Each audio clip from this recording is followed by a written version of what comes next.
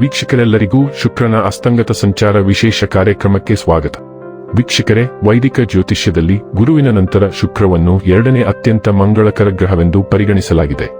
ಈ ಗ್ರಹವು ವಿಶ್ವದಲ್ಲಿ ವಾಸಿಸುವ ಎಲ್ಲಾ ಜೀವಿಗಳಿಗೆ ಯಾವಾಗಲೂ ದಯೆ ತೋರುವುದು ಎಂದು ನಂಬಲಾಗಿದೆ. ನವಗ್ರಹಗಳಲ್ಲಿ ಒಂದಾದ ಶುಕ್ರನನ್ನು ಅದೃಷ್ಟದ ಗ್ರಹ ಕರೆಯಲಾಗುತ್ತದೆ. ಜನ್ಮ ಕುಂಡಲಿಯಲ್ಲಿನ ಪ್ರೇಮ ಸಂಬಂಧಗಳ ಲೆಕ್ಕಾಚಾರ ಮಾಡುವಾಗ ಈ ಗ್ರಹವನ್ನು ಪರಿಗಣನೆಗೆ ತೆಗೆದುಕೊಳ್ಳಲಾಗುವುದು. ಆದ್ದರಿಂದ ಶುಕ್ರ ಸಂಚಾರ ಜ್ಯೋತಿಷ್ಯದಲ್ಲಿ ಪ್ರಾಮುಖ್ಯತೆ ಪಡೆದಿದೆ. ಶುಕ್ರವು ಆನಂದ ಮತ್ತು ಸೌಂದರ್ಯದ ಆಕರ್ಷಣೀಯ ಗ್ರಹವಾಗಿದೆ. ವೈದಿಕ ಜ್ಯೋತಿಷ್ಯ ಶಾಸ್ತ್ರದ ಪ್ರಕಾರ ಯಾವುದೇ ವ್ಯಕ್ತಿಯು ತನ್ನ ಜಾತಕದಲ್ಲಿ ಶುಕ್ರನ ಬಲವಾದ ಸ್ಥಾನವನ್ನು ಹೊಂದಿದ್ದಾನೆ, ಅವನ ಅಥವಾ ಅವಳ ಜೀವನದಲ್ಲಿ ಎಲ್ಲಾ ರೀತಿಯ ಐಷಾರಾಮಿ ಮತ್ತು ಭೌತಿಕ ವಸ್ತುಗಳ ಸಂತೋಷಗಳನ್ನು ಅನುಭವಿಸುತ್ತಾನೆ ಮತ್ತು ಪಡೆಯುತ್ತಾನೆ. ಆದರೆ ಜಾತಕದಲ್ಲಿ ಶುಕ್ರನ ದುರ್ಬಲ ಸ್ಥಾನವು ಪ್ರೇಮ ಸಂಬಂಧಗಳಲ್ಲಿ ವೈಫಲ್ಯ, ವೈವಾಹಿಕ ಜೀವನದಲ್ಲಿ ಅಪಶ್ರುತಿ, ಕಣ್ಣುಗಳಿಗೆ ಸಂಬಂಧಿಸಿದ ಸಮಸ್ಯೆಗಳನ್ನು ಮಾತ್ರ ನೀಡುತ್ತದೆ. ಶುಕ್ರನನ್ನು ಅದೃಷ್ಟದ ಗ್ರಹವೆಂದು ಪರಿಗಣಿಸಲಾಗಿದೆ.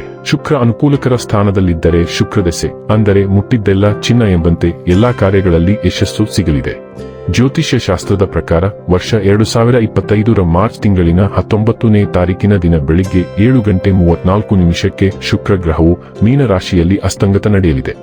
ಇದರ ನಂತರ ಶುಕ್ರ ಗ್ರಹವು ಮಾರ್ಚ್ 28ರವರೆಗೆ ಅಸ್ತಂಗತವಾಗಿರುತ್ತದೆ. ಹಾಗಾದರೆ ಬನ್ನಿ, ಇಲ್ಲಿ ಶುಕ್ರನ ಮೀನ ರಾಶಿಯಲ್ಲಿ ಈ ಅಸ್ತಂಗತ ಇಲ್ಲಿ ಪ್ರತ್ಯೇಕವಾಗಿ ಧನು ರಾಶಿಯ ಜಾತಕದ ಪಾಲಿಗೆ ಹೇಗೆ ಸಾಬೀತಾಗಲಿದೆ, ಯಾವೆಲ್ಲ ಫಲಗಳು ಇಲ್ಲಿ ನಿಮಗೆ ಲಭಿಸಲಿವೆ ಮತ್ತು ಯಾವ ವಿಷಯವಾಗಿ ಇಲ್ಲಿ ನೀವು ವಿಶೇಷ ಎಚ್ಚರಿಕೆ ಹೊಂದಿರಬೇಕು ಅನ್ನೋದನ್ನ ನೋಡೋಣ. ಎಂದಿನಂತೆ ನಮ್ಮ ವಿನಂತಿ ಎಂದರೆ, ನೀವಿನ್ನೂ ನಮ್ಮ ಚಾನೆಲ್ ಅನ್ನ ಸಬ್ಸ್ಕ್ರೈಬ್ ಮಾಡಿಲ್ಲವೆಂದರೆ ದಯವಿಟ್ಟು ಈಗಲೇ ನಮ್ಮ ಚಾನೆಲ್ ಅನ್ನ ಸಬ್ಸ್ಕ್ರೈಬ್ ಮಾಡಿ. ಹಾಗೆ ನಿರಂತರ ವಿಡಿಯೋ ಅಪ್ಡೇಟ್ಸ್ಗಳಿಗಾಗಿ ತಪ್ಪದೇ ಪಕ್ಕದ ಬೆಲ್ ಐಕಾನ್ ಬಟನ್ ಕೂಡ ಕ್ಲಿಕ್ ಮಾಡಿ.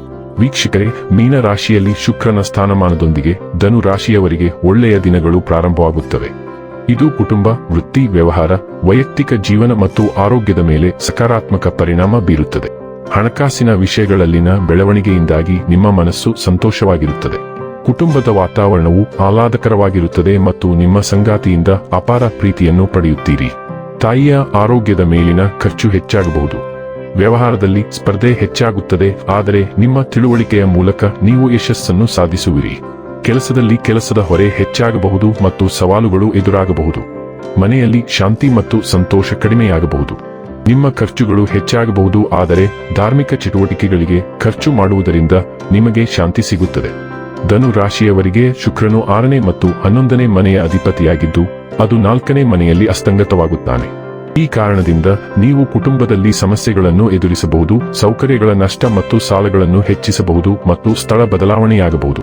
ವೃತ್ತಿ ಜೀವನದ ಮುಂಭಾಗದಲ್ಲಿ ಈ ಅವಧಿಯಲ್ಲಿ ನೀವು ಕೆಲಸದ ಒತ್ತಡಕ್ಕೆ ಒಳಗಾಗಬಹುದು, ಏಕೆಂದರೆ ಮೀನ ರಾಶಿಯಲ್ಲಿ ಶುಕ್ರ ಅಸ್ತಂಗತ ಸಮಯದಲ್ಲಿ ನಿಮಗೆ ಬಹಳಷ್ಟು ಕೆಲಸಗಳನ್ನು ನೀಡಬಹುದು. ವ್ಯಾಪಾರದ ಮುಂಭಾಗದಲ್ಲಿ ಹೆಚ್ಚಿನ ಸ್ಪರ್ಧೆಯಿಂದಾಗಿ ಈ ಅವಧಿಯಲ್ಲಿ ನೀವು ಲಾಭ ಕಳೆದುಕೊಳ್ಳಬಹುದು. ವೈಯಕ್ತಿಕವಾಗಿ ಈ ಅವಧಿಯಲ್ಲಿ ನಿಮ್ಮ ಜೀವನ ಸಂಗಾತಿಯೊಂದಿಗೆ ನೀವು ಅಹಂಕಾರದ ಸಮಸ್ಯೆಗಳನ್ನು ಹೊಂದಿರಬಹುದು ಮತ್ತು ಈ ಕಾರಣದಿಂದಾಗಿ ನೀವು ವಾದಗಳಿಗೆ ಪ್ರವೇಶಿಸಬಹುದು. ಆರೋಗ್ಯದ ವಿಷಯದಲ್ಲಿ ನಿಮ್ಮ ತಾಯಿಯ ಆರೋಗ್ಯಕ್ಕಾಗಿ ನೀವು ಹೆಚ್ಚಿನ ಖರ್ಚುಗಳನ್ನು ಮಾಡಬೇಕಾಗಬಹುದು. ಇದು ಈ ಸಮಯದಲ್ಲಿ ನಿಮಗೆ ತೊಂದರೆಯನ್ನು ಉಂಟು ಮಾಡಬಹುದು. ಇನ್ನು ಕೊನೆಯದಾಗಿ ಈ ದಿನಗಳಂದು ಮಾಡಿಕೊಳ್ಳಬೇಕಾದ ಉಪಾಯಗಳ ಕುರಿತು ನೋಡುವುದಾದರೆ, ಗುರುವಾರದಂದು ಬಡ ಬ್ರಾಹ್ಮಣರಿಗೆ ಅನ್ನದಾನ ಮಾಡಿ. ವೀಕ್ಷಕರೇ, ಇದಾಗಿತ್ತು ಧನು ರಾಶಿಯ ಜಾತಕದವರ ಶುಕ್ರನ ಅಸ್ತಂಗತ ಮಾಹಿತಿ ಇಷ್ಟವಾದರೆ ವಿಡಿಯೋವನ್ನು ಲೈಕ್ ಮತ್ತು ಶೇರ್ ಮಾಡಿ. ಜೈ ಶ್ರೀರಾಮ್.